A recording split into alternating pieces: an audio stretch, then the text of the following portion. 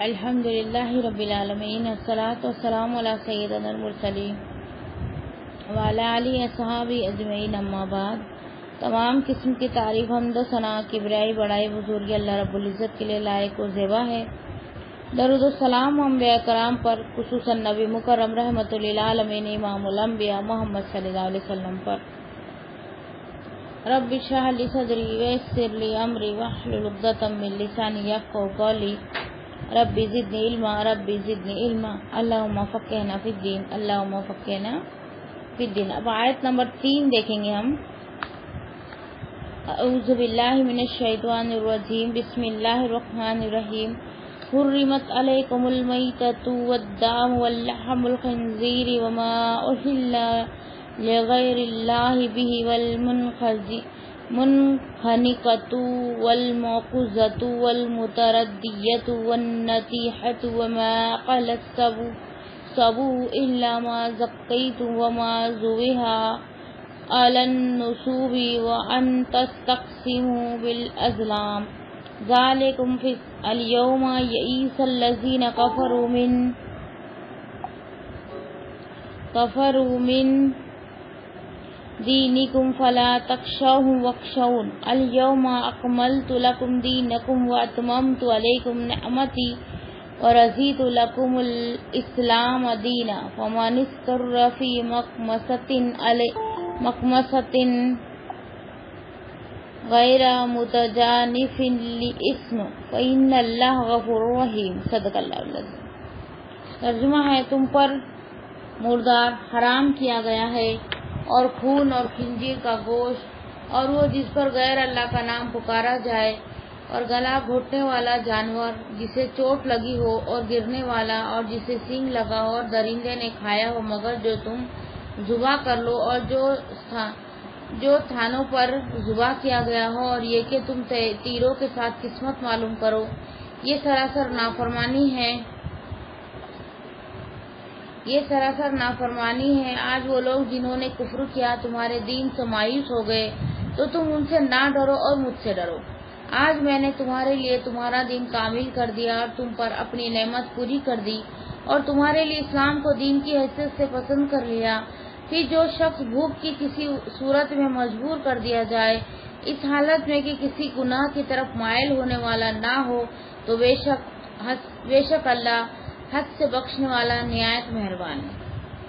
اب ہم اس کو ٹکڑوں میں دیکھیں گے اور سمجھنے کی انشاءاللہ کوشش کریں گے کہ اس میں اللہ تعالیٰ ہم کو کیا سمجھانا چاہ رہے ہیں۔ ٹھیک ہے، سب سے پہلے حرمت علیکم المیتۃ والدم، حرام کیا گیا ہے تم پر مردار اور خون۔ اس کے بارے میں دیکھیں گے۔ اللہ تعالیٰ نے اپنے بندے کو مطالعہ فرمایا کہ ان کے لیے مردار حرام ہے۔ اس سے مراد ہر وہ جانور جو ذبح اور شکار کیے بغیر کسی وجہ سے مر جائے، ذبح کیے بغیر مر جائے۔ ٹھیک ہے، اگر وہ تھوڑا سا بچا ہے اور ہم نے ذبح کر دیا تو پھر وہ ہمارے لیے حلال ہو جائے گا۔ اگر مچھلی اس سے، البتہ مچھلی اس سے مستثنی ہے، مطلب اس سے الگ ہے۔ مچھلی اگر مر بھی گئی تو بھی ہم اس کو کھا سکتے ہیں، کیونکہ مچھلی حلال ہے۔ اس سے پہلے میں نے بتائی تھی کہ حدیث میں آیا ہے کہ 2 مردار جو ہے وہ حلال ہے، ایک تو مچھلی آتا ہے اور ایک ٹڈی آتا ہے۔ ٹھیک ہے، لیکن ٹڈی تو کسی نے یہاں پہ کھایا نہیں ہوگا، لیکن مچھلی سب نے الحمدللہ کھائے ہیں اور کھاتے بھی ہیں۔ پھر آگے، کیونکہ وہ ہر حال میں حلال ہے، خواہ اسے ذبح کیا گیا ہو یا نہ کیا گیا ہو، اس کو ذبح کرنے کی کوئی ضرورت نہیں ہے، کیونکہ وہ مر بھی جائیں گے تو بھی ہمارے لیے حلال ہے۔ لیکن اس کے علاوہ جو جانور ہے، گائے، بکری، اونٹ، بھیڑ اور بیل، یہ سب جو چیزیں ہم جو ذبح کرتے ہیں تو یہ ہمارے لیے حلال ہے۔ اب حلال کے بارے میں تھوڑا سرسری طور پہ ہم جانیں گے کہ کوئی حلال کیے بغیر مر گیا تو وہ ہمارے لیے حرام ہو گیا، پھر ہم اس کو نہیں کھا سکتے۔ لیکن اگر مر رہا ہے، مرتے مرتے ہم نے اس کو حلال کر دی تو وہ ہمارے لیے جائز ہو گیا۔ لیکن کسی نے استھانوں پر اگر اس نے اس کو ذبح کیا تو بھی ہمارے لیے حرام ہے۔ اگر اس نے اللہ کا نام لے کے ذبح کیا لیکن استھانے پہ کیا، استھانہ کس کو بولتے ہیں؟ جہاں نظر و نیاز چڑھاتے نا غیر اللہ کو، تو وہاں پہ اگر ذبح کیا تو وہاں کا وہ بھی ہمارے لیے جانور کیا ہے؟ حرام ہے۔ اب حدیث دیکھیں گے۔ سیدنا ابو ہریرہ رضی اللہ تعالیٰ عنہ بیان کرتے ہیں کہ رسول اللہ صلی اللہ علیہ وسلم سے سمندر کے پانی کے بارے میں پوچھا گیا تو آپ نے فرمایا اس کا پانی پاک اور اس کا مردار کیا ہے؟ حلال ہے۔ سمندر کا پانی کیا ہے؟ پاک ہے، اور اس کا مردار جو ہے وہ حلال ہے۔ اب اس کا مطلب یہ نہیں کہ گائے بیل اس کے اندر جا کے مر جائیں گے اور ہم اس کو نکال کے کھا لیں گے، بات یہ نہیں، بات پانی میں رہنے والے جانور کی ہے۔ تو کیا تمام جانور ہے کیا؟ وہ بھی انشاءاللہ آگے آئے گا کہ تمام جانور ہے کہ صرف مچھلی ہی ہے، ٹھیک ہے؟ جھینگے وغیرہ بھی کھا سکتے ہیں، اور بھی دوسرے قسم کی بہت قسم کی مچھلی آتی ہے، وہ بھی کھا سکتے ہیں۔ تو یہ یہاں پہ پانی کے جانور کا حکم ہے۔ دوسری یہ حدیث ہے، سیدنا عبداللہ بن عمر رضی اللہ تعالیٰ عنہ بیان کرتے ہیں کہ رسول اللہ صلی اللہ علیہ وسلم نے فرمایا ہمارے لیے وہ خون اور دو مردار حلال ہے۔ 2 خون اور 2 مردار، کیا فرمایا رسول اللہ صلی اللہ علیہ وسلم نے؟ یہ صحیح حدیث ہے، یہ کوئی ابن ماجہ میں ہے، مسند احمد میں بھی، ابن ماجہ میں بھی ہے۔ تو یہ صحیح حدیث ہے، یہ کوئی موضوع اور وہ ضعیف حدیث نہیں ہے، کیونکہ میں موضوع اور ضعیف حدیثیں لے کر ہی نہیں آتی، بلکہ صحیح اور حسن درجے کی ہی لاتی ہوں۔ زیادہ تر میں صحیح حدیثیں لاتی ہوں، جو کہ بہت زیادہ قوی ہے اور بہت زیادہ اس کے بیان کرتا ہے، ٹھیک ہے؟ متواتر بولتے ہیں جس کو، کہ بہت صحابہ نے اس کو بیان کیا ہے۔ اب کیا ہے؟ سیدنا عبداللہ بن عمر، عبداللہ بن عمر کون ہے؟ عمر کے بیٹے، حضرت عمر جو ہے ان کے بیٹے بیان کرتے ہیں کہ رسول اللہ صلی اللہ علیہ وسلم نے فرمایا ہمارے لیے 2 خون اور 2 مردار حلال قرار دے دیے گئے ہیں۔ 2 مرداروں سے مراد مچھلی اور ٹڈی ہے۔ 2 مرداروں سے مراد کیا ہے؟ مچھلی اور ٹڈی ہے۔ پہلے کیا بولے؟ زبانی کریں گے تو کوئی چیز حلال نہیں ہوگی، کس میں فرمایا اللہ تعالیٰ نے؟ قرآن مجید میں، لیکن حدیث میں اس کی وضاحت آ رہی ہے کہ مردار میں مچھلی اور ٹڈی آتے، وہ مر بھی گئے تو ہمارے لیے حلال ہے، اس کو ذبح کرنے کی کوئی ضرورت نہیں۔ اسی لیے میں کہتی ہوں کہ قرآن ہے نا اجمالاً نازل کیا گیا، یعنی 2 ٹوک بات ہے، صرف حکم ہے نماز پڑھو، لیکن کیسا پڑھو؟ یہ حدیث میں ہے۔ ذبح کا حکم دیا گیا ہے، یہ حلال ہے یہ، لیکن اس کی ڈیٹیل میں جائیں گے تو ہم کو حرام کھا سکتے کہ نہیں کھا سکتے وہ بھی پتہ چل رہا، جیسا کہ قرآن میں مچھلی کا ذکر نہیں ہے لیکن حدیث میں ہے، تو ہم کو وہ ماننا پڑے گا، کیونکہ حدیث ہے قرآن کی تشریح کرتی ہے، حدیث میں ڈیٹیل ہے اور قرآن میں موٹا موٹی بات ہے، 2 ٹوک بات جو بولتے ہیں نا اس کو وہ ہے، اس کو بولتے ہیں اجمالاً نازل ہونا، اور اس کی ڈیٹیل کس میں؟ اس کی تشریح کس میں؟ حدیثوں میں۔ تو پھر سے دیکھیں گے حدیث کو، ہمارے لیے 2 خون اور 2 مردار حلال قرار دیے گئے ہیں۔ 2 مرداروں سے مراد مچھلی اور ٹڈی ہے، 2 مردار سے مراد مچھلی اور ٹڈی ہے، اور 2 خونوں سے مراد جگر اور کلیجی ہے، جگر اور کلیجی ہے۔ تو اس میں کیا کیا آئے گا؟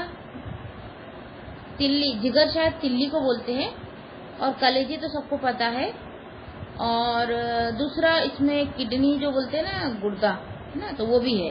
تو یہ سب چیزیں کیا ہے؟ حلال ہے۔ دیکھو تلی میں بھی بہت خون ہوتا ہے اور کلیجی میں بھی بہت خون آتا ہے، تم کتنا بھی دھو اس کو، اس کے اندر سے خون رہتا ہی ہے، اس کو تم 10-12 پانی سے بھی دھو لیں گے نا تو بھی بعد میں خون کا امکان اس کے اندر نظر آئیں گے ہی، وہ کبھی کلین نہیں ہوں گی، کیونکہ ایک خون ہے، ایک قسم کا وہ خون ہے، لیکن وہ ہمارے لیے حلال کر دیا گیا ہے۔ حالانکہ خون حرام ہے، لیکن وہ 2 خون جو کہ بوٹی کو لگ کر آتے ہیں، کلیجی اور جگر کو جو لگ کر آئے ہیں خون، وہ بھی حلال ہے، اور جو ہمارے گوشت میں لگے ہوتے ہیں نا خون، وہ بھی حلال ہے، ٹھیک ہے؟ اب حدیث ہے، سیدنا عبداللہ بن عباس رضی اللہ تعالیٰ عنہ بیان کرتے ہیں کہ ام المومنین سیدہ میمونہ رضی اللہ تعالیٰ عنہ کی لونڈی کو صدقے میں ایک بکری ملی جو مر گئی، صدقے میں ایک بکری ملی اور مر گئی۔ رسول اللہ صلی اللہ علیہ وسلم کا گزر اس طرف سے ہوا تو فرمایا تم نے اس کی کھال کو کیوں نہیں اتارا کہ اس کو رنگ دے کر اپنے کام میں لاتی؟ لوگوں نے کہا وہ مردار ہے، فرمایا مردار کا صرف کھانا حرام کیا گیا ہے۔ اس کا مطلب کیا ہوا؟ حلال جانور کا چمڑا ہمارے لیے جائز ہے، اگر وہ مر بھی گیا تو بھی ہم اس کا چمڑا اتار کے اس کا فائدہ اٹھا سکتے ہیں، ٹھیک ہے؟ دوسرا ہے لحم خنزیر اور خنزیر کا گوشت۔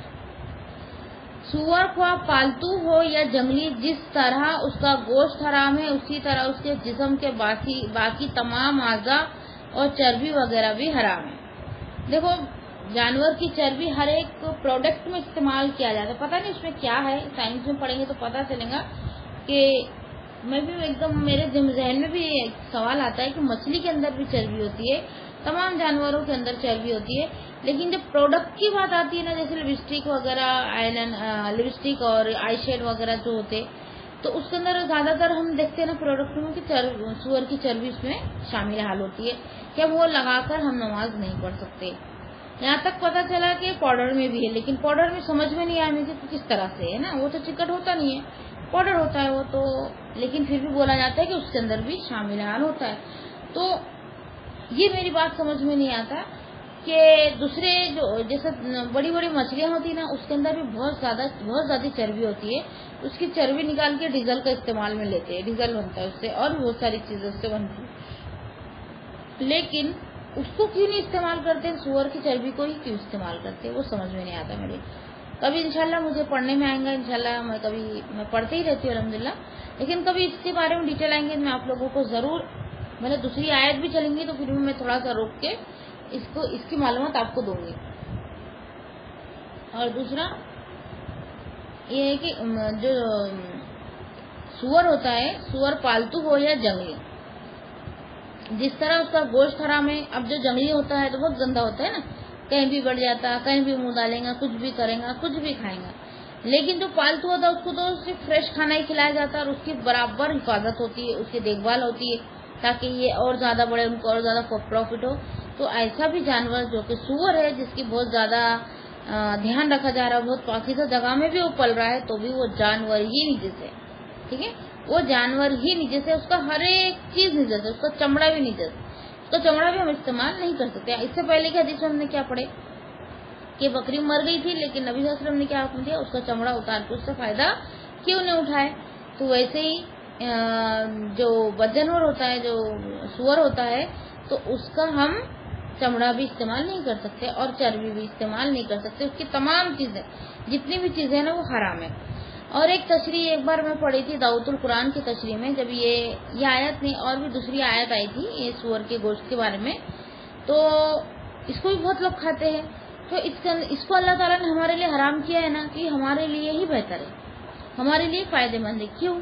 क्योंकि है ना, इसको जब हम प्रेशर कुकर में डालकर भी अगर बनाओ, उसके अंदर एक ऐसा कीड़ा पाया जाता, एक ऐसा कीड़ा है उसके अंदर, उसके गोश्त के अंदर है, कि इसको अगर हम प्रेशर कुकर में भी डालकर पकाओ ना, तो भी वो कीड़ा मरता नहीं है उसके। और जब हम खाते हैं ना, तो हमारे अंदर वैश्यापन आता है, वैश्यापन समझता होंगे ना, तो वो हमारे अंदर आ जाता है। तो इसलिए हमको ये इसका गोश्त खाने से हमको रोका गया। देखो, जिस चीज से हमको दीन इस्लाम रोक रहा है ना, उसके अंदर हमारे लिए फायदा है, ऐसा नहीं सोचना इससे क्यों रोक रहा। और जो जानवर जो जानवर सुअर है उससे रोका जा रहा है, तो हम समझ लेंगे ना ये है तो गंदगी हमारे लिए सही नहीं है, लेकिन दूसरी भी बहुत चीजों से जो इस्लाम रोकता है, मना करता है, और तो उसमें समझ जाना है कि उसमें हमारी भलाई है, दुनिया भी भलाई है और आखिरत भी भलाई, ठीक है।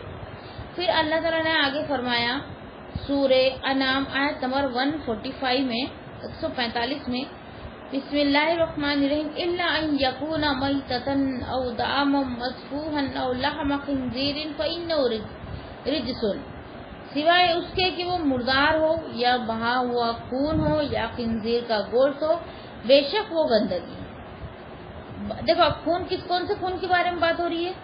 बहा हुआ खून यानी जो हमारे जैसा हमारे को लगता है ना, जैसे छुरी वगैरह लग गई, सुई वगैरह लगी तो तुरंत खून ऊपर आता है, वो खून हमारे लिए हराम है। मैंने बहुत लोगों को देखी हूँ, गैर मुस्लिम तो करते ही है, अपने वाले भी बहुत, जब मैं छोटी थी जब मैंने देखी थी कि जैसे हाथ को उंगली को अगर कट गया, खून निकला तो तुरंत वो मुंह में डाल लेते थे और उसको चूसते थे। तो यहाँ पे ये बताया जा रहा है कि खून जो है वो निजस है और ये हमारे लिए हराम है।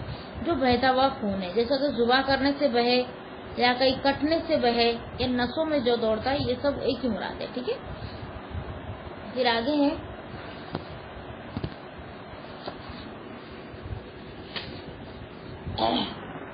सैयदना बुरेरा बिन हसीब असलमी रज़ियल्लाहु तआला अन्हु बयान करते हैं कि रसूल अल्लाह सल्लल्लाहु अलैहि वसल्लम ने फरमाया, जो शख्स नर्द शीर चौसर खेलते तो उसने गोया अपने हाथ सुअर के गोश्त और खून से रंगा।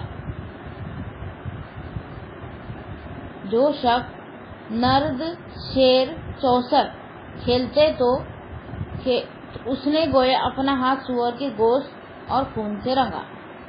दूसरी हदीस से सैयदना जाबिर बिन अब्दुल्ला रज़ियल्लाहु तआला अन्हु बयान करते हैं कि रसूल अल्लाह सल्लल्लाहु अलैहि वसल्लम ने फरमाया, अल्लाह और उसके रसूल ने शराब, मुर्दार, खिंजीर और बुतों की खरीद और फरोख्त को हराम करार दिया है। अर्ज की गई, अल्लाह के रसूल, मुर्दार की चर्बी के बारे में क्या हुक्म है? उनसे कश्तियों को रोगन दिया जाता है, चमड़ों को तेल लगाया जाता है और लोग इससे चिरागों में जलाते हैं। फरमाया, नहीं, ये हराम है। सूअर की चर्बी से लोग चिराग जलाते थे, पहले उसका इस्तेमाल करते थे। और जो कश्ती है उसके अंदर रोगन देना मतलब उसके अंदर डाल के उसका इस्तेमाल करना, तो वो सब चीज क्या है, इसमें तेल क्या है, वो हराम में आएगा, जो कि मुर्दार जानवर है। खास तौर से देखो खिंजीर का नाम लेकर यहाँ फरमाया गया है कि खिंजीर निजिस है और वो हराम है, इसके हर एक चीज हराम है। और हमने इससे पहले क़यामत के बारे में पढ़े थे, तो उसमें हमने देखे थे कि ईसा अलैहिस्सलाम आएंगे और काना दज्जाल को मारेंगे और खिंजीर को खत्म कर देंगे, है ना, यानी पूरी गंदगी जो थी की दुनिया में उसको खत्म कर देंगे। लेकिन इसका मतलब ये नहीं कि खिंजीर जो है बेफायदा अल्लाह ताला ने बनाया, ये भी एक तरह से इंसान की खिदमत करता है। अब मैं आप लोगों से पूछती हूँ कि वो इंसान की किस तरह खिदमत करता है, कोई बता सकते होंगे तो बताओ। खिंजीर भी हमारी खिदमत के लिए पैदा किया गया है, वो हमारी किस तरह खिदमत करते बताइए। अस्सलाम वालेकुम वरहमतुल्लाहि वबरकातुहू। वालेकुम सलाम। वो गंदगी को साफ करता है। हाँ, वो गंदगी को साफ करता है। क्यों? एक ही स्टूडेंट हमारी जवाब देती है, हर एक दर्स में, हर एक क्लास में सिर्फ असमाबादी ही जवाब देते हैं। ऐसा क्यों? आप लोग क्यों नहीं देते? सब लोग को ये कॉन्फिडेंस होना चाहिए कि वो जवाब दे, भले ना गलत हो, क्या फर्क पड़ रहा, तो सही बात आपको पता चल जाएंगी ना। जवाब देने वाली थी। ठीक है, माशाल्लाह, अल्हम्दुलिल्लाह। जब भी जो बात मालूम है और तुमसे सवाल किया जाए तो बिल्कुल बताया करो। अगर गलत भी हो तो तुम्हारी इस्लाह हो जाएंगी, तुमको सही बात बताई जाएंगी। इसमें कोई छोटा और बड़ा नहीं होता, ठीक है। तो वो जानवर हमारी खिदमत के लिए इसलिए पैदा किया गया है तो वो गंदगी को साफ करता है, ठीक है। फिर और है, आगे है, इसी झैल में खुशकी के जानवरों में से हर कुचली वाला दरिंदा और पंजे से शिकार करने वाला परिंदा भी आता है। जैसा कि सैयदना अबू सलवा रज़ियल्लाहु तआला अन्हु बयान करते हैं कि रसूल अल्लाह सल्लल्लाहु अलैहि वसल्लम ने फरमाया कि हर कुचली वाले दरिंदे को खाने से मना किया गया है। यानी दरिंदा यानी जो गोश्त का शिकार करता है, जैसा शिकार करना है ना, शिकार करके खाने वाला जो जानवर होता है ना, उसको दरिंदा कहा जाता है, ठीक है। और दरिंदे में जानवर भी आता है, परिंदा भी आता है। देखो चील वगैरह भी शिकार करती है ना मछलियों का, इसका वो भी है। और एक निशानी, एक अलामत ये भी बताई गई कि पंजे वाला जानवर जो कि पंजे से पकड़ता है ना, जैसे चील भी आती है तो पंजे से मछली को पकड़ती है या कोई भी चीज को पकड़ती है। और जो शेर होता है उसके नाखून इतने लंबे लंबे होते हैं कि वो जब हिरन को पकड़ने के लिए दौड़ता है, जब उसके करीब पहुंच जाता है ना, तो पंजे से दोनों उसको पकड़ता है ना, तो उसके नाखून उसके अंदर घुस जाते हैं और उसको पकड़ हासिल हो जाती है। तो ऐसे जानवरों की निशानी बताई गई कि पंजे वाले जानवर, उसमें जानवर भी आएंगे और परिंदे भी आएंगे, तो वो क्या है, हमारे लिए हराम है। फिर हदीस से सैयदना अब्दुल्लाह बिन अब्बास रज़ियल्लाहु तआला अन्हु बयान करते हैं कि रसूल अल्लाह सल्लल्लाहु अलैहि वसल्लम ने फरमाया कि हर कुचली वाले दरिंदे और हर पंजे में पकड़ कर खाने वाले परिंदे के खाने से मना फरमाया है, वो परिंदा हो या जानवर हो, ठीक है, दोनों के बारे में इस्तेमाल हुआ है। फिर आगे वल मुनखफिकतु वल मौकुदतु। अल मुनखफिकतु से मुराद वो जानवर है जो गला घोटकर मर जाए, हुआ कसद, वो इरादे से या इत्तेफाक से, या किसी ने गला घोट के जानबूझ के मारा हो या फिर वो अचानक से मर गया हो। वल मौकुदतु से मुराद वो जानवर है जिसे किसी भारी और गैर धार वाली चीज से मारा जाए, जैसा कि नहीं कोई पत्थर फेंक देते सर पर, है ना, कोई दीवार गिर जाती, ऐसी चीज से भी गिरकर अगर जानवर मर जाता है तो वो भी हराम है, जिससे उसकी मौत वाक़ई हो जाए। जमाने जाहिलियत के लोग जानवरों को लाठियों से मारते थे اور جب وہ مر جاتے تو پھر انہیں کھا لیا کرتے تھے. یعنی ذبح کرنے کا طریقہ ان کو نہیں پتا تھا. حالانکہ ذبح کرنے کا طریقہ ابراہیم علیہ السلام کے زمانے سے چلا رہا ہے. اب ابراہیم علیہ السلام کے زمانے سے چلا رہا ہے تو ابراہیم علیہ السلام کے بیٹے ایک مکہ میں تھے. انہوں نے اپنی قوم کی اصلاح کی تھی، لیکن مکہ میں جو تھے نا دینی ابراہیم چل رہا تھا، لیکن دھیرے دھیرے انہوں نے کیا کیا، وہ دین کو بھلا بیٹھے. تو ان کو ذبح کرنے کا طریقہ بھی وہ بھول گئے. تو ذبح کیسے، جانوروں کو کیسے مارتے تھے، پہلے مار مار کے اس کو پورا ختم کر دیتے تھے، لاٹھیوں سے، پتھروں سے، جو بھی چیزیں بھاری ہوتی تھی اس سے مار کر، اور پھر وہ مر جاتا تو اس کو کھا لیا تھا. تو ابھی دیکھو ایسی جو مرغیاں مر جاتی ہے نا تو اس کو پھینک دیا جاتا ہے. تو کچھ لوگ کیا کرتے ہیں، اٹھاتے ہیں، اس کو کاٹتے ہیں اور اس کو بیچتے ہیں. اس کو بولتے ہیں 2 نمبر کا مال، اس کو سستے میں بیچتے ہیں. تو ایسے بھی لوگ ہیں کہ اس کو بھی لے کر کھاتے ہیں. تو ذبح کرنے، بنا ذبح کیا ہوا جانور کھانے سے منع کیا گیا. اس میں کیا فائدہ ہے پتہ ہے، کہ جب ہم ذبح کرتے ہیں نا تو اس کا جو گندا خون ہوتا ہے نا وہ بہہ جاتا ہے. تو اس سے کیا ہوتا ہے، جو گوشت رہتا ہے نا وہ صاف ستھرا ہوتا ہے، اس کے اندر کوئی قسم کی کراہٹ یا گندگی نہیں جاتی ہے. تو اس کو ہم بہت اچھے طریقے سے کھا سکتے ہیں، پاکیزہ ہوتا ہے وہ. لیکن اگر جس جانور کو ہم نے ذبح نہیں کیے وہ کیا ہوتا ہے، پھر وہ جو خون ہوتا ہے نا وہ پورے جسم میں اندر پھیل جاتا ہے.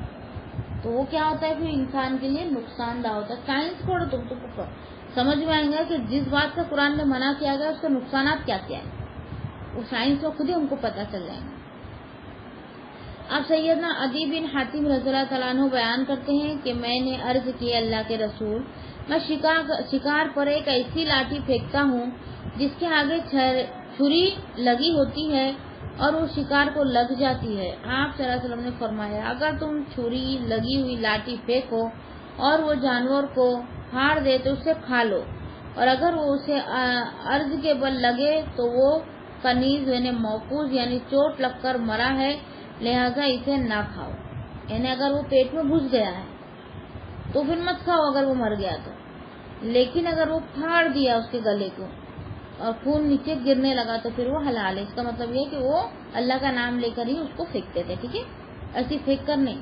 تو اور ایک اس میں تشریح میں یہ بھی پڑھنا آیا تھا کہ کتے جو ہوتے ہیں نا تو ان کو بھی ہم چھوڑ سکتے ہیں. پھر وہ جانور پکڑ کے لائے اور اس نے اس کے اندر سے کچھ بھی نہیں کھایا، صرف پکڑا، تو سمجھ لینا وہ اس کے مالک کے لیے تھا، وہ اس کو حلال کر کے کھا سکتا ہے.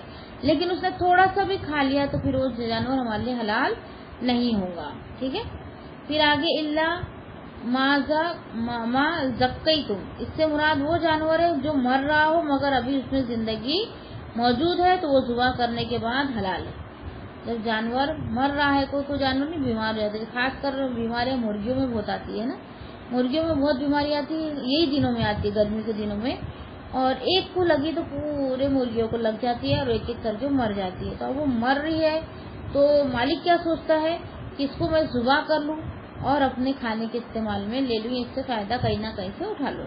تو وہ جانور کیا ہے، حلال ہے. اب آگے ہے تو وہ ذبح کرنے کے بعد حلال ہے. سیدنا رافع بن خدیج رضی اللہ تعالیٰ عنہ بیان کرتے ہیں کہ میں نے عرض کی اللہ کے رسول، کل دشمن سے ہماری مدبھیڑ ہو گئی اور ہمارے پاس چھری موجود نہیں ہے، تو کیا ہم اس سر کنڈے سے ذبح کر لیں؟ آپ نے فرمایا، جو چیز بھی خون بہا دے اس پر اللہ کا نام لیا جائے تو اسے کھا لو، لیکن اسے دانت اور ناخن سے ذبح نہ کرو. اور ابھی میں اسی کی وجہ بیان کرتا ہوں کہ وہ یہ ہے کہ دانت ہڈی ہے اور ناخن حبشیوں کی چھری ہے. ٹھیک ہے، یعنی چھری کا استعمال ہم کو کرنا ہے. جیسے کہ پہلے چھری کا استعمال کس چیز سے کرتے تھے، پتھر کو نوکیلا بنا کر اس کو تیز کرتے تھے، اس سے بھی ذبح ہوتا تھا. لکڑی کو اور بہت ساری ایسی چیزیں ہوتی تھی جس کو وہ ٹول جیسا بناتے تھے، یعنی نوکیلا بناتے تھے اور اس کو چھری کا شیپ دیتے تھے تو اس سے وہ کاٹتے تھے. وہ بہت تیز کرتے تھے. اس کے بعد دیکھو منڈ جو چھری ہوتی ہے جو کہ بہت زیادہ گھسنا پڑتا ہے گردن پر، تو ایسی چھری سے بھی حلال کرنا مکروہ ہے کیونکہ اس سے جانور کو تکلیف ہوتی ہے. اور جانور کے سامنے چھری کو تیز نہ کیا جائے، یہ بھی اس میں ایک شرط ہے کہ الگ سے پہلے چھری تیز کرا لے اچھی دھار کی کہ ترنت اس کا گلا کٹ جائے ذبح کرنے کے ٹائم. ٹھیک ہے. پھر آگے ہے وما ذبح علی نصبی. اللہ تعالیٰ نے مومنوں کے لیے ایسے ذبیحوں کے کھانوں کو حرام قرار دیا جو تھان پر ذبح کیے ہوا بتوں کے لیے ذبح کرتے ہوئے ان پر اللہ کا نام ہی کیوں نہ لیا گیا. میں نے بتائی تھی نا, اگر جہاں نظر و نیاز چڑھاتے, جب بلی چڑھاتے, بلی دیکھو بلی چڑھاتے نا, وہاں پر اگر اللہ کا نام لے کر بھی جانور کو ذبح کیا گیا ہو تو بھی وہ بھی حرام ہے. جیسا کہ نظر و نیاز ہمارے یہاں جو ہوتی ہے اس میں بھی وہی ماننا ہے کہ یہ بھی چیز ہمارے لیے کیا ہے, حرام ہے. تو اگر وہ ذبح اللہ کے نام سے بھی کیا گیا ہو تو بھی وہ کیا ہے, ہمارے لیے حرام ہے. جو ستان پر ذبح ہوا بتوں کے لیے ذبح کرتے اس پر اللہ کا نام ہی کیوں نہ لیا گیا ہو, کیونکہ بتوں کے لیے ذبح کرنا شرک ہے. سیدنا صابین بھی ضحاک رضی اللہ تعالیٰ عنہ بیان کرتے ہیں کہ رسول اللہ صلی اللہ علیہ وسلم کے زمانے میں ایک شخص نے نظر مانی کہ وہ بوانا کے پر ایک اونٹ کو نہر کرے گا, نہر کرنے میں ذبح کرے گا. جب نظر پوری کرنے کا وقت آ گیا تو وہ شخص نبی صلی اللہ علیہ وسلم کے پاس آیا. اس نے کہا کہ میں نے بوانے کے مقام پر ایک اونٹ نہر کرنے کی نظر مانی تھی, سو کیا اب نظر کو پورا کر دوں؟ رسول اللہ صلی اللہ علیہ وسلم نے حاضر بن سے دریافت فرمایا کہ کیا وہاں ایام جاہلیت کے بتوں میں سے کسی بت کی پوجا ہوتی تھی؟ لوگوں نے کہا نہیں. تو آپ صلی اللہ علیہ وسلم نے پوچھا کیا وہاں مشرکین کی عیدوں میں سے کوئی عید تھی؟ لوگوں نے کہا نہیں. آپ نے اس شخص سے فرمایا کہ نظر پوری کرو, البتہ اللہ کی نافرمانی میں نظر کا پورا کرنا جائز نہیں اور نہ اس چیز میں نظر پوری کرنا جائز ہے جو آدم کی ملکیت میں نہ ہو. دیکھو اب اس میں نظر کے بارے میں بھی آیا کیونکہ نظر کے بارے میں بہت سارے سوالات آتے ہیں میرے پاس. آج یہ حدیث کے ذریعے میں سمجھاؤں گی تم کو کہ نظر کیا ہوتی ہے. نظر کا ماننا زیادہ پسند نہیں کیا گیا ہے, لیکن اگر مان لے تو اس کو پورا کریں. لیکن کون سی نظر پوری کرنا ہے؟ جو گناہ نہ ہو. جیسا کہ ہم کسی نظر مانتے ہیں, میں تو اس کا ہے نا کبھی منہ نہیں دیکھوں گی, اور قسم کھا لیتے ہیں نا رشتے کو توڑنے والی. یا پھر میں اگر کوئی کھانا بنائی یا کوئی چیز میرے پاس ہے تو میں اس کو کبھی نہیں دوں گی, میں اس کو کبھی فائدہ نہیں اٹھانے دوں گی. تو اس طریقے کی نظر ماننا کیا ہے, جائز نہیں ہے. اس کو پورا کرنا بھی جائز نہیں. اگر مان لیے اور بعد میں ہوش آیا تو ایسی نظر کو پورا کرنے کی ضرورت نہیں ہے. اور دوسری نظر کون سی کہ اپنے استطاعت سے زیادہ ہو. جیسا کہ ہماری استطاعت نہیں کہ ہم 100 لوگوں کو کھانا کھلائیں یا 10 لوگوں کو بھی کھانا کھلائیں, اور ہم نے کیا مان لیے کہ ہم 10 لوگوں کو کھانا کھلائیں گے, لیکن ہماری استطاعت نہیں ہے تو بھی وہ نظر کو پورا کرنا ضروری نہیں کیا گیا ہے. ٹھیک ہے. اور نہ اس چیز میں نظر پوری کرنا جائز ہے جو آدم کی ملکیت میں نہ ہو, یعنی وہی ہے اللہ کی نافرمانی میں نظر کا پورا کرنا بھی جائز نہیں. جس نظر میں اللہ کی نافرمانی ہو رہی اس میں بھی ہم کو نظر پورا کرنے کی کوئی ضرورت نہیں ہے. اور دوسرا ہے یہاں پہ کہ اس نے ایک جگہ کا نام لیا بوانا کے مقام پر میں اونٹ نہر کر سکتا ہوں. تو نبی صلی اللہ علیہ وسلم نے کیا کہا, وہاں عید منائی جاتی تھی کیا, وہاں کوئی بت کی پوجا ہوتی تھی کیا؟ اس کا مطلب یہ ہے جو عبادت خانے ہوتے ہیں نا جہاں پہ مورتیاں رکھ کے پوجی جاتی ہے وہاں کا ذبیحہ بھی حرام ہے, چاہے وہ درگاہ ہو چاہے وہ ٹیمپل ہو یعنی کہ جو مندر ہو, تو وہاں کا بھی کھانا ہمارے لیے حرام ہے. اور جہاں عید منائی جاتی ہو مطلب جہاں خوشی کا موقع ہوتا ہے وہاں پہ ایک جگہ رہتی ہے, وہاں پہ بھی زمانے جاہلیت میں ذبح کر جانوروں کو مارتے تھے اور وہاں پہ کھانے وانے کا انتظام ہوتا تھا. تو ایسی جگہوں پر بھی ذبح کرنے کا حکم نہیں دیا جا رہا ہے. ٹھیک ہے. اور آگے ہے وَإِن تَقْسِيمُوا بِالْأَزْلَامِ, یعنی کفار مکہ کا یہ قاعدہ تھا کہ جب وہ کسی کام کے کرنے کا ارادہ کرتے تو تیروں کے ذریعے سے معلوم کرتے کہ وہ کام ان کے لیے مناسب ہے یا نہیں. جیسا کہ آج کے دور میں ہم بولیں گے فال نکالنا. ٹھیک ہے. یہ بھی کیا ہے, حرام ہے. وہ فال نکالتے تھے. اس کام کا نتیجہ اس کے لیے مفید ہوگا یا نقصان. یعنی پہلے فعال نکال لیتے تھے, پہلے معلوم کر لیتے تھے فیوچر کے بارے میں کہ اس میں ہمارا نقصان ہوگا کہ نفع ہوگا, پھر وہ کام کو کرتے تھے. دیکھو آگے کا جو ہے وہ اللہ کے سوا کسی کو نہیں معلوم ہے. یہ فعال کھولنا, ماتھا دیکھ کر بتانا, ہاتھ دیکھ کر بتانا, تو یہ سب کیا ہے؟ یہ شرک ہے. اور اس کو کرنے سے عبادت 40 دن کی عبادت قبول نہیں ہوتی. ٹھیک ہے, جس نے پوچھا اس کی بھی, اور جو ساتھ میں گیا اس کی بھی, اور جو ساتھ میں جا کر یہ پوچھ لیا, حالانکہ اس کی نیت نہیں تھی, وہ دوسرے کے ساتھ گیا تھا, لیکن وہاں جا کے اس نے بھی پوچھ لیا کہ میرا بھی بتائیے, تو اس کی بھی 40 دن کی عبادت اللہ تعالیٰ قبول نہیں کرے گا. اگر تیر کے ذریعے سے معلوم ہوتا کہ وہ کام نقصان ہوگا تو اسے نہ کرتے. یہ بھی دعا, کہانت اور استمداد وغیرہ بغیر اللہ کے شکلیں, اس لیے یہ بھی حرام قرار دیا گیا. فال کھولنا, قسمتیں معلوم کرنا, ماتھا دیکھ کر, اور ابھی تو بہت چیزیں دیکھتے. پہلے تو ماتھا اور ہاتھ دیکھا جاتا تھا, ابھی تو انگلیاں دیکھتے. انگوٹھے سے اگر اس کی بازو والی انگلی بڑی ہے تو آدمی ہمارے قبضے میں رہتا. اور سکلی مت بجاؤ, جھگڑے ہوں گے, چپل الٹی مت رکھو, یہ ہوگا وہ ہوگا یہ ہوگا. تو یہ سب جو چیزیں ہیں نا, یہ سب شرک میں آئیں گے. سب سے ہم کو منع کیا گیا, ان سب چیزوں سے دور رکھا گیا. قسمت میں اگر تمہاری برائی لکھی ہے تو دعا سے تم بدل سکتے, بس اتنا حکم ہے. باقی یہ سب چیزوں کا ہمارے دین اسلام میں کوئی دخل نہیں ہے. ٹھیک ہے. پھر اللہ تعالیٰ نے سورہ مائدہ آیت نمبر 90 نمبر کی آیت میں فرمایا, بسم اللہ الرحمن الرحیم, یا ایھا الذین آمنوا انما الخمر والمیسر والانصاب والازلام رجس من عمل الشیطان فاجتنبوہ لعلکم تفلحون. اے لوگوں جو ایمان لائے ہو, بات یہی ہے کہ شراب اور جوا اور شرک کے لیے نصب کردہ چیزیں اور فال کی تیر سراسر گندے کام ہے, شیطان کے کام ہے, شیطان کے کاموں میں سے ہے.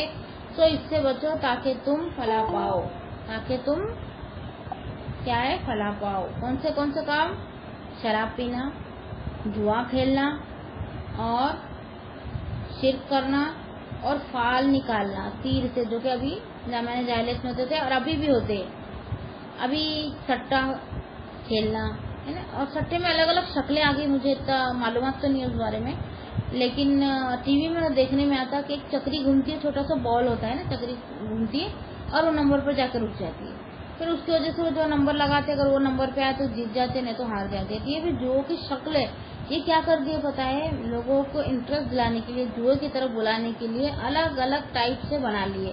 یعنی اس کو کیا کر دیا, انٹرسٹ مطلب زیادہ مزیدار بنا دیے اس کو. ٹھیک ہے. جیسے پہلے تاش کے پتے کو جو ہم پتے کھیلنا بولتے تھے, لیکن یہ جو چکری گھومتی ہے اور اس کے اندر جو بال گھومتا ہے وہ بھی ایک پتے ہی کھیلنا, جوا بولی جائیں گے اس کو. اور جو جیسے ہمیں نا, جیسے وہ مینا بازار وغیرہ ہوتے ہیں نا, ایک جگہ مینا بازار بولتے ہیں, ہمارے یہاں ناگپور میں اس کو پردیسی بولتے ہیں, جہاں جھولے وغیرہ آتے ہیں. دیکھو تو وہاں پہ بھی دیکھو بہت ساری جگہ کیا کرتے معلوم ہے, ایسی چیزیں جما دیتے ہیں. صابن ہے اور دوسری جیسا کوئی بھی چیزیں سے جما دیتے ہیں, اور ایک رنگ دیتے ہیں, 6 رنگ دیتے ہیں, جس پہ تم ڈالیں گے وہ تمہارا ہو جائیں گے. تو یہ بھی ایک جوئے کی شکل ہے. اور دوسرا میں نے دیکھی, گلاس پہ گلاس جماتے ہیں, پھر نشانہ لگاتے ہیں, وہ بھی شرک ہے, وہ بھی وہی ہے, جواج ہے.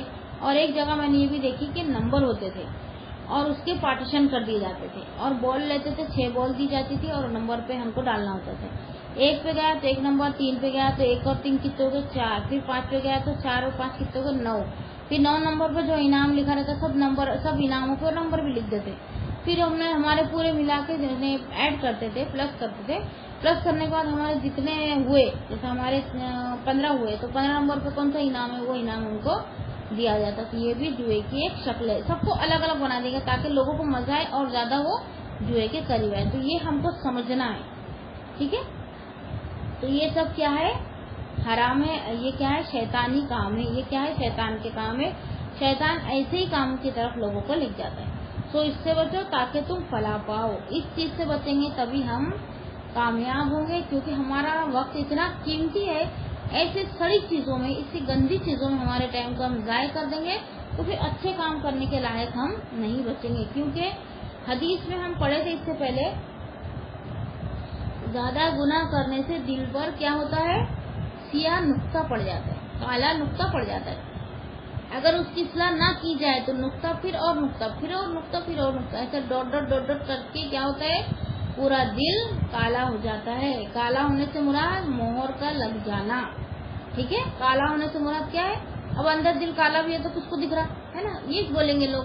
لیکن کالا ہونے سے مراد یہ ہے کہ دل پر مہر پڑ جاتی ہے, پھر اس کو اللہ کے علاوہ کوئی کھول نہیں سکتا. مہر کس کو بولتے ہیں سمجھ رہے ہیں نا آپ, دکان پہ دیکھو سیل لگتی ہے, سرکار آ کے دکان کو بند کر کے جاتی ہے, تالا مار کے, اس کے اوپر کوئی ایسی کپڑا یا ٹیپ وغیرہ لپیٹ دیتی ہے اور اس پر ایک مہر رہتی ہے جو ٹھپا بولتے ہیں نا, ٹھپا, وہ مار دیا جاتا ہے تاکہ لوگوں کو سمجھ میں آئے کہ سرکار نے بند کیا ہے, اور اس کو کوئی کھول نہیں سکتا, نہ ہی کوئی توڑ سکتا ہے نہ کوئی کھول سکتا ہے. وہ دکان کا مالک بھی نہیں کھول سکتا ہے. یہ کون کھولیں گا, یہ سرکار کھولیں گے. تو ایسی اللہ تعالیٰ جب مہر لگاتا نا تو اس کے دل میں اللہ کی بات نہیں پہنچتی, اس کے دل پر جو ہے مہر لگ جاتی ہے. ٹھیک ہے, اور اس کو ہدایت نہیں ملتی. تو اس بات کا ہم کو دھیان رکھنا ہے کہ زیادہ تر گناہ سے بچنا ہے. اگر ہو جائے تو توبہ کرنا ہے اور اس کام کو چھوڑ دینا ہے. پھر آگے سیدنا سراقہ بن مالک جعشم رضی اللہ تعالیٰ عنہ بیان کرتے ہیں کہ جب رسول اللہ صلی اللہ علیہ وسلم ہجرت کے لیے مکہ معظمہ سے روانہ ہوئے تو کفار قریش کے چند قاصد ان کے پاس آئے. انہوں نے پیشکش کی کہ رسول اللہ صلی اللہ علیہ وسلم اور ابو بکر رضی اللہ تعالیٰ عنہ کو اگر کوئی شخص نعوذ باللہ قتل کر دے یا قید کر کے لائے تو اسے ہر ایک کے بدلے میں 100 اونٹ دیے جائیں گے. 100 اونٹ دیے جائیں گے. سراقہ بن فرماتے ہیں کہ میں اپنے گھوڑے کے پاس آیا, اس پر سوار ہوا اور سبق رفتار سے اسے لے چلا, یعنی بہت زیادہ تیزی سے لے چلا تاکہ مجھے ان لوگوں کے قریب کر دے. یہاں تک کہ میں ان کے قریب پہنچ گیا. سراقہ جو تھے وہ اس کے قریب پہنچ گئے. دیکھو سراقہ بن مالک جعشم پہ رضی اللہ تعالیٰ عنہ آ رہا, کیونکہ یہ ایمان نہیں لائے تھے لیکن بعد میں پھر ایمان لا لیے تھے, اس لیے ان کو رضی اللہ تعالیٰ عنہ لکھ کر آ رہا. ٹھیک ہے, تیزی سے ان کے پاس پہنچے اور وہاں تک ان کو پا لیا تاکہ مجھے ان لوگوں کے قریب کر دے. یہاں تک کہ میں ان کے قریب پہنچ گیا. اتنے میں گھوڑے نے ٹھوکر کھائی اور میں اس پر سے گر پڑا. ہم سیرت میں پڑھے تھے یہ بات تو ہے نا. میں اس پر گر پڑا.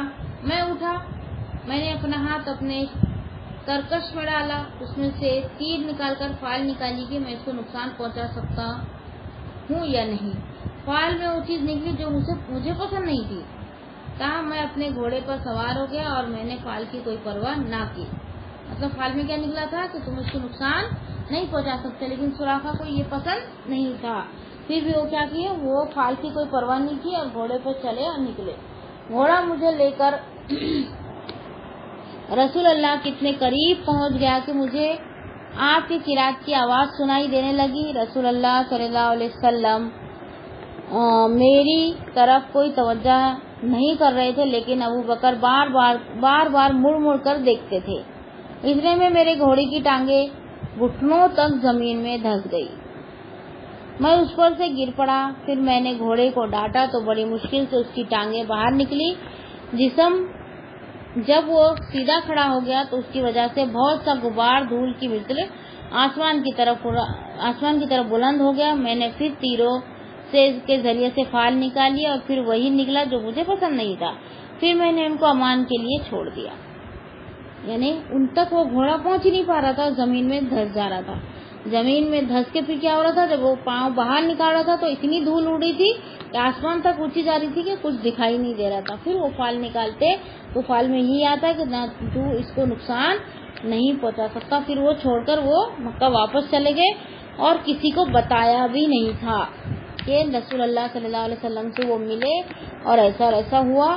لیکن یہ کب بتایا گیا, یہ ایمان لانے کے بعد بتایا. ٹھیک ہے, نہیں تو وہ نہیں, اس کے بدلے دوسرا کوئی چلے جاتا تھا, اس لیے انہوں نے نہیں بتایا.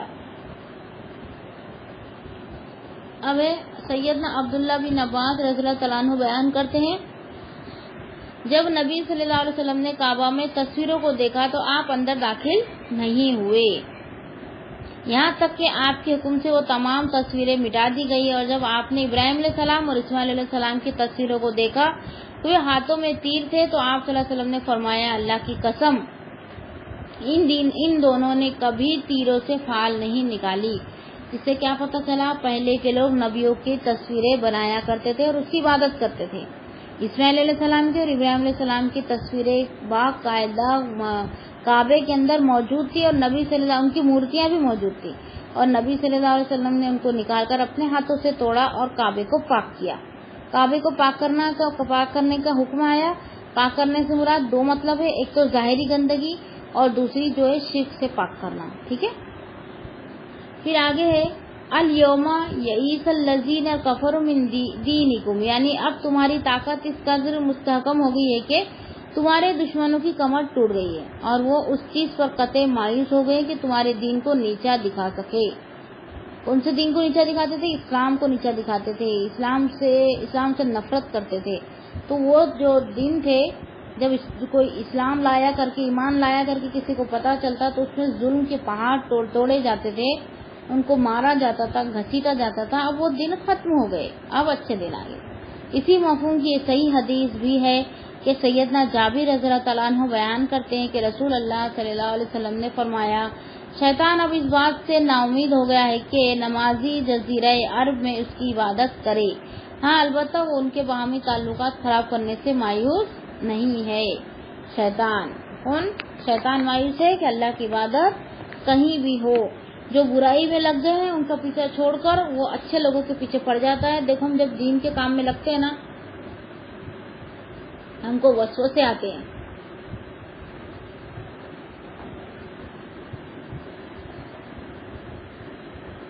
ہم کو کیا ہوتا ہے؟ وسوسے آتے ہیں۔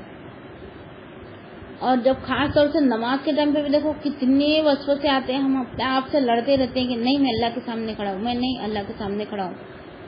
یہ سب کیا ہے؟ شیطان کا کام۔ جب ہم اچھے کام میں لگتے ہیں نا، جب ہی وہ ہمارے پیچھے پڑتے ہیں۔ اور جو برے لوگ ہوتے ہیں نا، جس میں ہر طرح کی برائی پائی جاتی ہے، شراب جوا نوشی سب، تو ان کے پیچھے شیطان نہیں پڑتے، کیونکہ شیطان کو پتا ہے میں ان کو برے کام پر لگا دیا ہوں، ابھی اس سے ہٹنے والے نہیں ہیں۔ پھر آگے ہے الیوم اکملت لکم دینکم واتممت علیکم نعمتی ورضیت لکم الاسلام دینا۔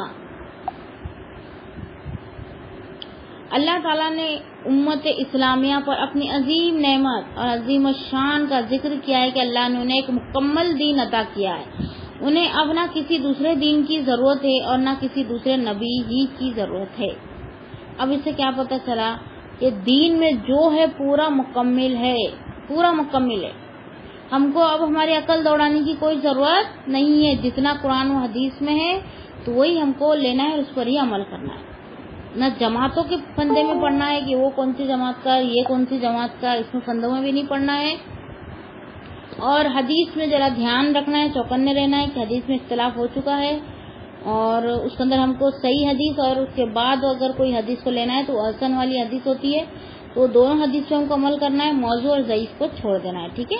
اور قرآن میں کوئی اختلاف نہیں ہے، قرآن میں ہر ایک آیت کا ہم کو ہماری زندگی میں لینا ہے، ٹھیک ہے، ایک بھی آیت کو نہیں چھوڑنا ہے، کیونکہ یہاں پہ ڈائریکٹلی اللہ تعالیٰ نے فرمایا کہ تم پر دین کو مکمل کر دیا، یعنی ہم کو دین میں مکمل طور پر داخل ہونا ہے۔ ایسا نہیں کہ قرآن کے بعض حصے پر ایمان لائیں گے اور بعد سے انکار کر دیں گے، کچھ حصے پر ایمان لائیں گے کچھ حصے سے انکار کر دیں گے، یہ بھی قابل قبول نہیں ہے۔ پورا کے پورا ہم کو قرآن پہ ایمان لانا ہے اور اس کو ہم کو عمل میں لینا ہے، ٹھیک ہے۔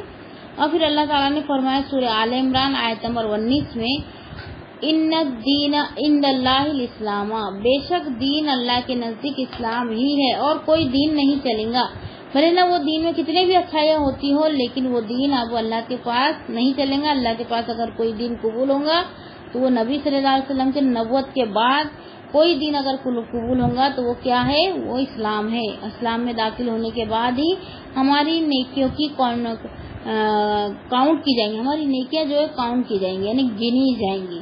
اس کے پہلے ہماری نیکیاں گنی جائیں گی۔ اگر ہم نے ایمان نہیں لایا اور کتنی بھی اچھی کتنی بڑی بڑی نیکیاں کر رہے ہیں، پانی پلا رہے، غریبوں کو کھانا کھلا رہے اور بھی بہت ساری چیزیں کر رہے، لیکن ہم نے ایمان نہیں لایا تو ہماری نیکیاں گنی نہیں جائیں گی۔ بھلے اس کو اچھائی کے بدلے میں دنیا میں اللہ تعالیٰ اس کو اچھا عطا کر دے گا اور جو بھی اس کو اللہ پاک کو دینا ہے اس کے بدلے میں وہ دنیا میں ہی دے دے گا، لیکن آخرت میں کوئی حصہ نہیں، کیونکہ ایمان کے بغیر عمل قبول نہیں ہے۔ اس کی ایک دلیل یہ بھی ہے کہ ابو طالب نبی صلی اللہ علیہ وسلم کے ساتھ کھڑے تھے، ہر ایک مصائب خود بھر جھیلتے، نبی صلی اللہ علیہ وسلم پر دھکا بھی نہیں آنے دیتے، پورا ساتھ دیے دین اسلام کے لیے، لیکن انہوں نے ایمان نہیں لائے تھے، اسی لیے ان کو کیا کریں گے، پورے جسم کو تکلیف نہیں ہوں گی، پورے جسم کو جلایا نہیں جائیں گا، بلکہ صرف پیر میں آگ کی جوتی پہنائی جائیں گی، جس سے ان کا دماغ جو ہے وہ کھولتے پانی کے جیسا پکیں گا، وہ سب سے ہلکا عذاب ہوگا جہنم کا۔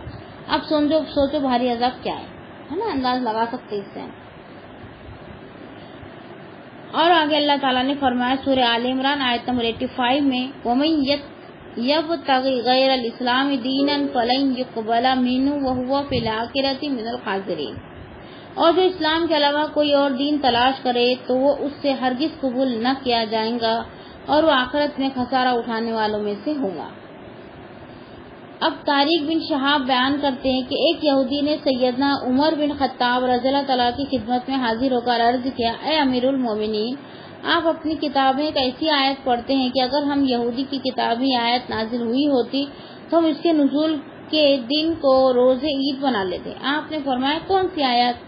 اس نے جواب دیا، الیوم اکملت لکم دینکم واتممت علیکم نعمتی، یعنی میں نے مکمل کر دیا تمہارے لیے دین کو اور میں نے تمہاری نعمت اور اپنی نعمت پوری کر دی۔ جو وہاں پہ ہے نا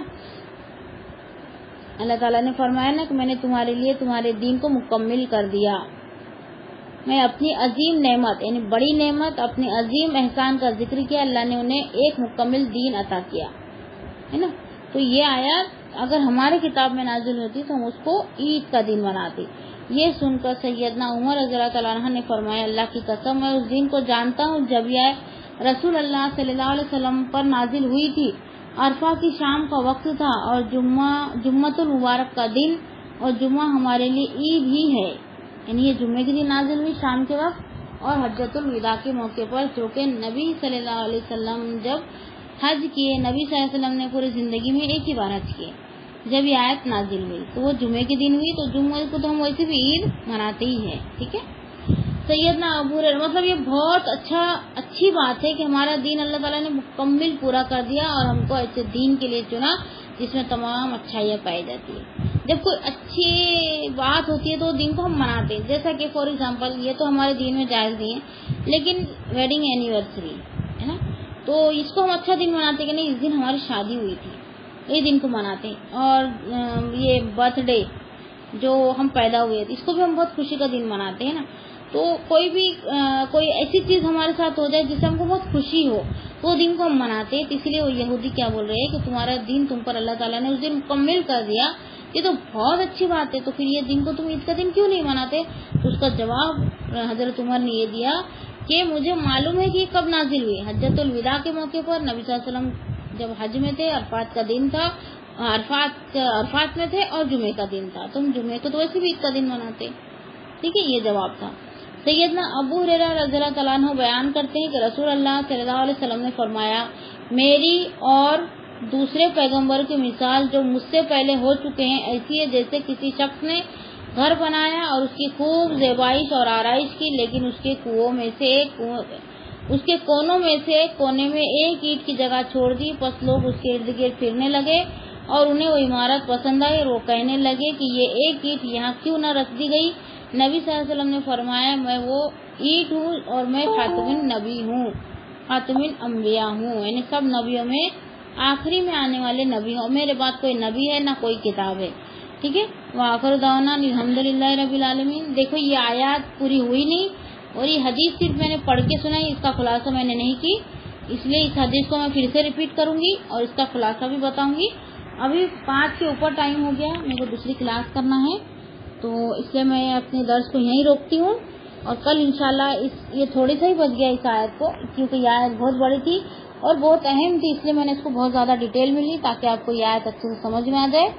کل انشاءاللہ میں اس کو کنٹینیو کروں گی اور اس کو بھی سمجھاؤں گی، اور باقی کے آگے کی آیت بھی میں انشاءاللہ لوں گی۔